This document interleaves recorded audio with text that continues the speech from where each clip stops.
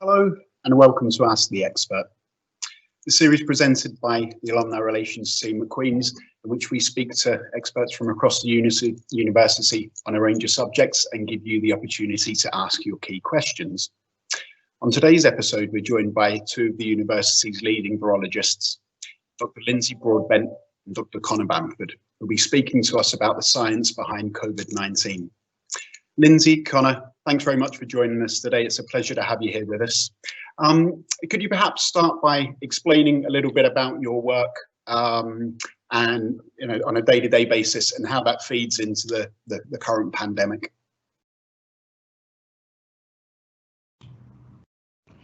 Hi, good afternoon. So I am a respiratory virologist.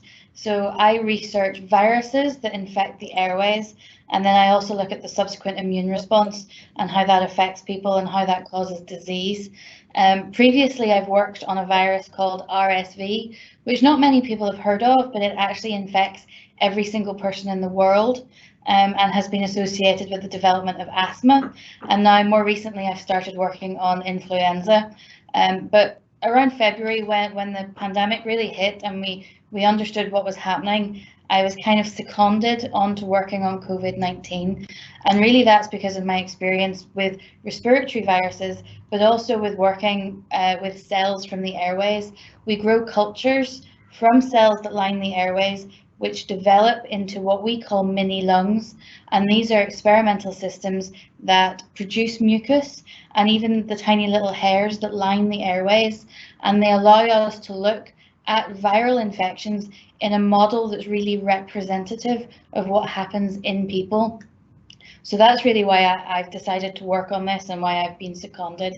And then my colleague Conor as well is in a similar position. Yeah, so like Lindsay, I'm a virologist who's really interested in understanding how these respiratory viruses, such as coronaviruses and influenza viruses, are able to infect our cells that are in our lungs, and I'm really interested in trying to find ways to stop them. And my main speciality is trying to find or understand ways that our own immune system can block these viruses. Before COVID-19 really sort of hit, I worked in Glasgow, where I worked on these BSL-3 viruses. So these are slightly more dangerous viruses. And then given my experience on those viruses, I was able to transfer and help build up the capacity in Queen's to work with SARS-CoV-2, that is the virus that causes COVID-19. Thank you. So it's very much true to say that the work that you would have been doing before the current pandemic very much lent itself towards the research that you're now doing.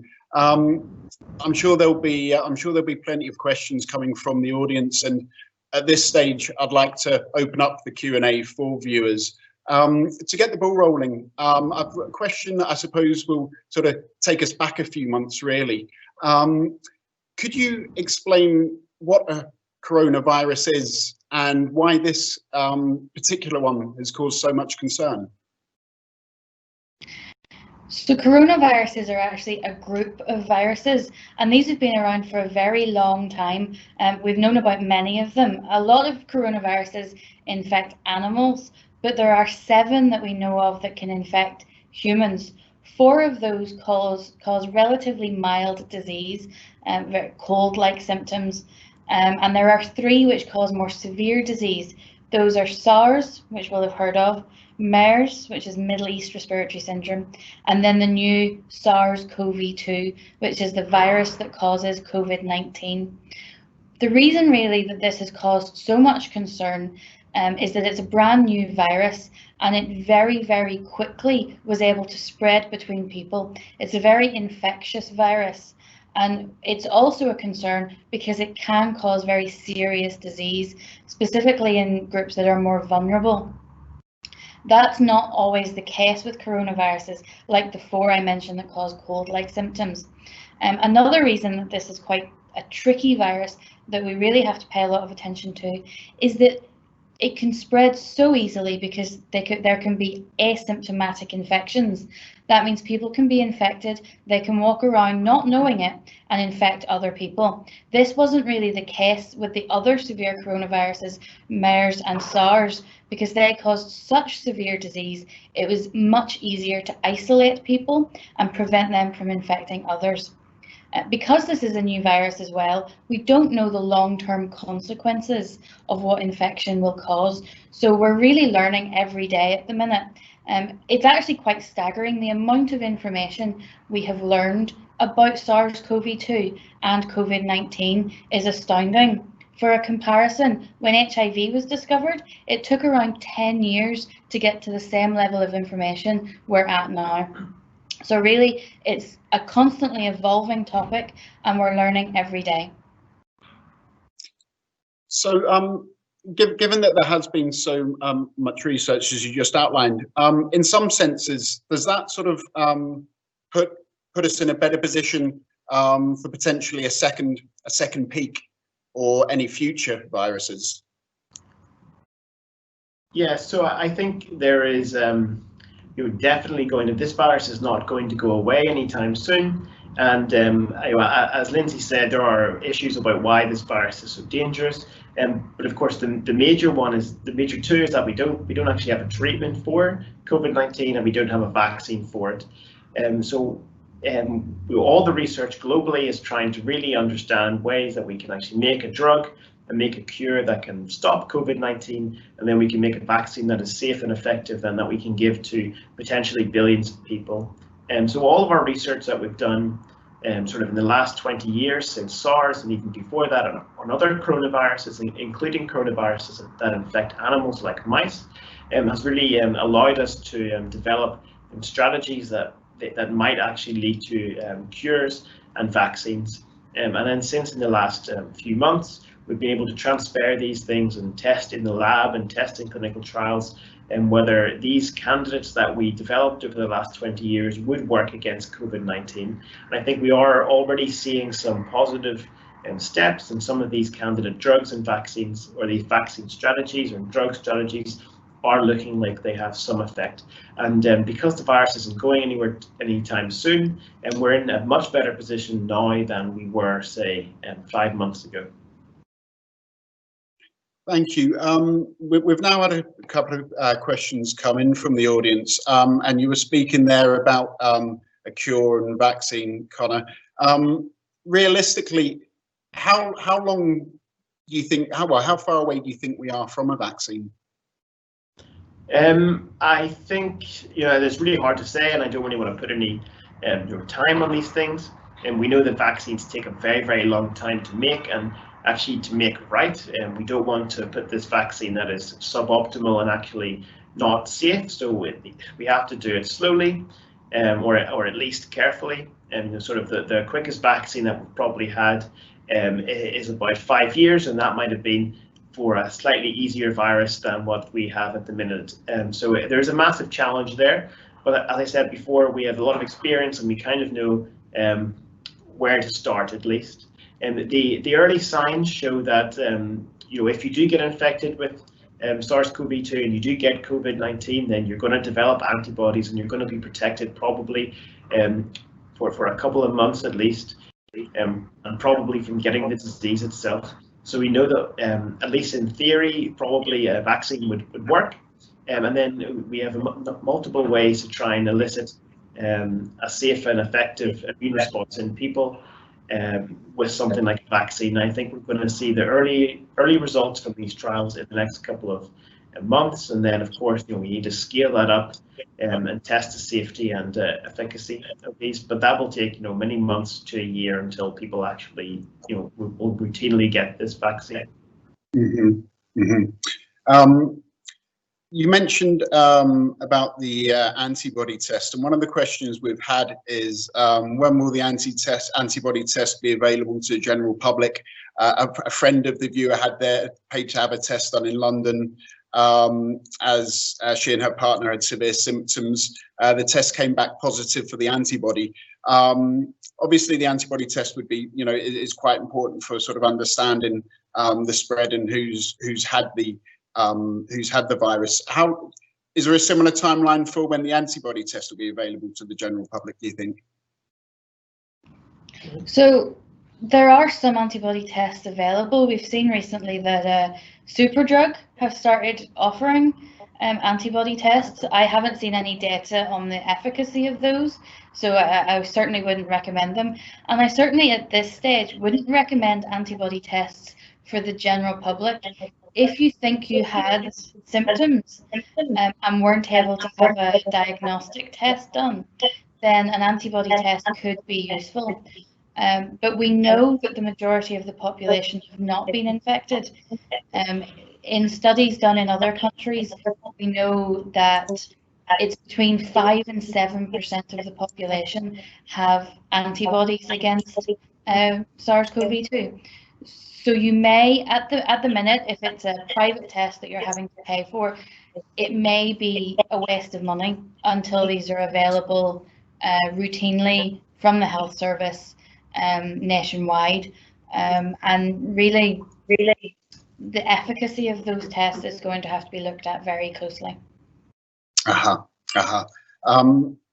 Interesting question that's just come through, and it sort of harks back to a lot of the guidance that was being given when the pandemic first started, and relates to people who've been advised to shield. So if anyone has been advised to shield, what precautions should they take, and what risk does that mean for them should they get the virus?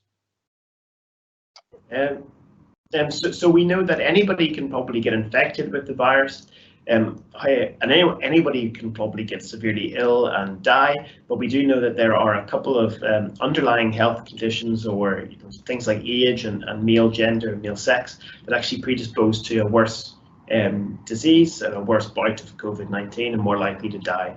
And these people, or people with these conditions, such as diabetes or COPD or other lung conditions, they were the ones who were asked to shield, and this is because they would be more likely to get severely ill, and then when they went to hospital, then that could sort of overwhelm the health system. So I think while up until very recently the guidance was, because there's so much virus out there in the community, there's a very high likelihood that people with these conditions would get severely affected, then they were told to shield. My understanding is, as of maybe this week or last week, people who were told to shield can now sort of emerge from their houses and then begin to sort of go outside at least. And I think this is, I guess this is on balance, this is okay. There is less virus transmission, but I think people still have to be careful, because we do know that while lockdown did sort of eliminate most of the virus circulating, there is some significant virus still out there. So I think people do have to be careful, in particular in closed spaces where there's lots of people and you're in prolonged contact. And in those conditions, either avoiding them is the best, or else you're wearing masks, good hand hygiene, social distancing, all these kind of things that we've already been, everyone knows a lot about. You mentioned there about masks as being one of the precautions. I think it's fair to say over the last sort of 2 to 3 months, there's been, to a certain extent, mixed messages about the wearing of masks. What would your advice be for the general public and the use of masks? They're not going to make things worse. So if you want to wear a mask, a face covering, it may help. It may help if you're infected to limit the spread of your droplets and aerosols when you breathe out. Unfortunately, the data around masks is quite limited, and it's also usually conducted around healthcare workers that are in a very particular setting, or if it's conducted in the community, it's alongside other measures such as hand hygiene, social distancing, etc. So it's very hard to disseminate what masks alone can do. FFP type masks, or respirators as they're very often called, should only really be used by healthcare professionals, researchers like us. The general public do not need to worry about those, but a face covering, a fabric mask, there is evidence to suggest that they do prevent or reduce the spread of droplets when you cough, sneeze, or speak. So they may provide some protection, yeah. You mentioned there in your answer healthcare workers, and this next question I think probably relates most specifically to them, but also to other people that may be exposed on a more regular basis. And the question reads, I've heard that viral load affects how ill you will become with COVID-19. Is this the case? And can you guys explain for the audience exactly what viral load relates to? Yes, so viral load refers to just sort of how much virus do you have in any given sample. That could be, a sample of snot, or a sample of urine, or anything, and it refers usually to a molecular assay that sort of tells you have 100 million copies of virus or 100 million viruses per milliliter, and that would be a viral load. And there is an idea around that if you are sort of given a high viral load or a high dose of virus, that you might be more likely to have a severe bout of COVID-19. And this all comes down to the fact that the virus needs prolonged contact indoors to get really an efficient transmission. And while there is some experimental evidence to suggest that if you give more virus, you get more disease quicker, for COVID-19 and for SARS-CoV-2, there's not much data, but there is certainly a precedent there that getting more virus at an early stage makes you more likely to get sick. But I think there's not much real hard data there for that. Thank you. One of the questions relates to a term that's I'm sure a lot of people will be familiar with. It's the R number. Can you explain exactly what the R number is, and if possible, how that is calculated? So the R naught, which is often discussed, is how many people will get infected from one infected person without any social distancing in place or any measures in place. So for SARS-CoV-2, the R naught is somewhere between 3 and 5. The estimates do vary, and there are some more recent estimates that think it is as high as 5.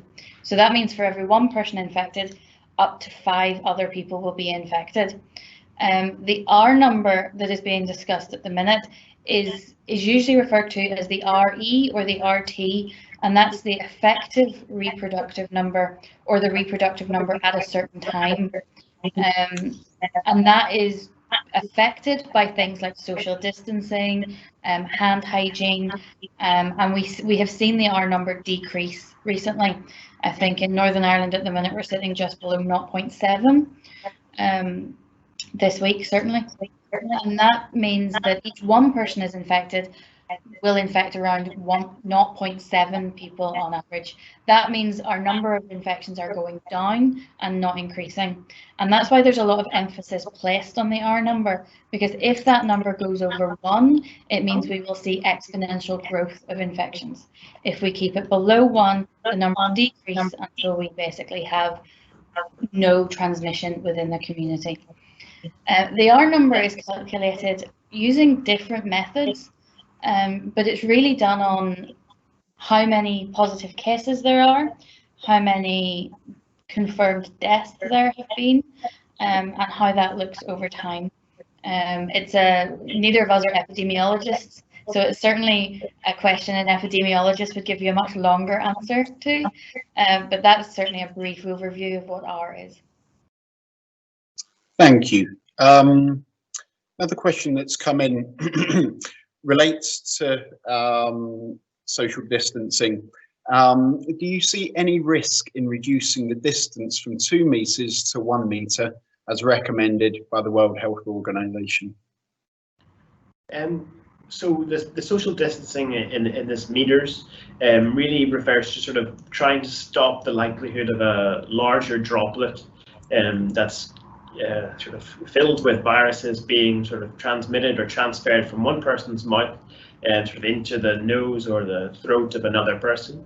and sort of we have a good understanding about how these droplets move, and we know that at 2 meters that's a good distance to stop the likelihood of one droplet being transferred to another person. And I think any reduction in this comes at an increased risk of making it more likely that the virus will be transferred. And we have to think about things like a small gust of wind, or a breeze, or a slightly stronger cough, or clearing your throat will really sort of send that even 2 meter rule out the door. And I think at 1 meter there is even a further increased risk that actually things like coughing or the wind could actually further enhance the spread of the virus. But again, we can also sort of get around these things through sort of technological things, such as wearing of masks, wearing of visors. So I think, yes, at the minute, reducing it from 2 to 1 meter is a risk, but we could slightly eliminate some of that risk using other things as well. Yeah, and I would add that a sneeze can actually travel up to 7 meters. So I'm just really glad that the recommendation isn't that we all have to stay 7 meters apart. So I will take 2 meters over 7 meters any day. Absolutely. Well, you've just there answered one of the sort of next questions that come in, which related to should social distancing be increased or decreased depending on wind conditions. So that can have a very serious effect, then, can it, in stronger breezes, in terms of allowing the airborne droplets and vapors to spread faster? I think in theory, yes. But then we have to consider there might be other things happening outside as well. Usually there's a bit of sunlight or something that could kill it. So yes, in theory, these 2 meter rules should not be taken as a concrete scientific fact, and there are ways that the virus can get around those. Yes. There's been quite an influx of questions in relation to sort of some of the previous answers you've given. One of the earlier questions was, are hospitals safe to go to? I have a couple of kids and I would be reluctant to use emergency services if required in case they catch the virus. What would be your sort of rule of thumb guidance on going to A&E wards, for example? If you need to go to hospital, go to hospital. Please do not put off other healthcare because of this. If you're concerned, you can ring your GP and ask for advice. You could even, in some instances, ring the hospital or the out-of-hours doctor and find out if it's appropriate for you to go, if it isn't too busy. Certainly at the minute, there are not many cases in Northern Ireland, so hospitals are safe. They've started to resume normal working, diagnostic testing and screening. That's all starting to be resumed. So please, if there is any injury, any serious illness, don't delay. That could be just as bad as going to hospital when it was busy. So please do not delay. Mm-hmm. I'm sure that will be very reassuring for a lot of people, because I've certainly seen in the media stories about people suffering heart attacks, for example, that may seem mild and not going to seek advice. So that's great guidance. One question here. Why do you think some people are asymptomatic? That's a really good question. Ultimately, we don't know for sure. So I think there's also a thing about whether people are really asymptomatic or whether they are sort of subclinical and that they maybe don't notice or they aren't bothered by symptoms, or else actually they are what's called pre-symptomatic, and that they are asymptomatic at that time, but in a couple of days they're going to get symptomatic. So there is a bit of a grey area about whether people are really truly asymptomatic and what that means. And I think we're really trying to understand what makes people sick. What's causing these symptoms. I think it's a really big question and a really important question, because ultimately any vaccine and any treatment really wants to stop the actual disease itself. So we don't really know. It's probably got something to do with how our bodies are reacting to the virus, and it's not really the virus itself, because we know that the virus doesn't really change from person to person, but we do know that people change quite significantly. You know, these underlying health conditions or things like age or sex, and also factors like genetics. We know that people are genetically very different, and perhaps some people are genetically predisposed to asymptomatic or severe COVID-19 infection, whereas others are predisposed to having a protective no symptoms response. I think we've got time here for another couple of questions. There's one that's come in which asks, why are we not seeing definitive times for how long the virus exists on certain surfaces? For example, how long does it last on post, packaging, clothes, etc.? Surely this could easily be confirmed in a lab. So there have been some papers published that have done this work, and they're really interesting papers. But what we have to remember is the environment in the lab is very specific. So if we say at 21 degrees, 20% humidity, this virus will last this long, that's only in those circumstances. That doesn't mean that's how long that virus will survive in your home or in a supermarket where the environment is completely different. But if you want some figures quickly, based on the lab work, virus can survive on certain surfaces for up to 3 days. It can survive on paper or cardboard for up to a day. And worryingly, it can survive on surgical masks for up to a week. And those will vary. Things like surfaces, depending on the material, the time will vary. Virus will survive less time on copper than it will on plastic. But those are the rough guidelines. Great, thank you.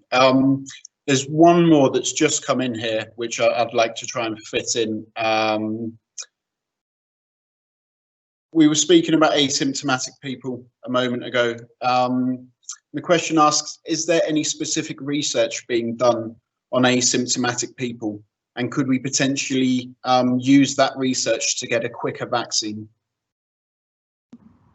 Yeah, I mean, as I said before, understanding why some people don't have symptoms and why others do is probably one of the major focuses of research, and I think that will tell us an awful lot about the virus and about how we can do that.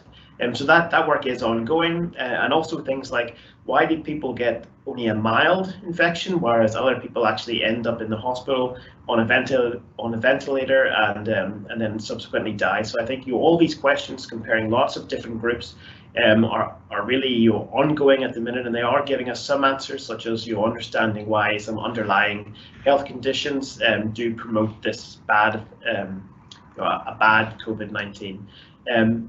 So I think, yes, you're completely right, and I think they are ongoing. We just have to wait and see what those results say.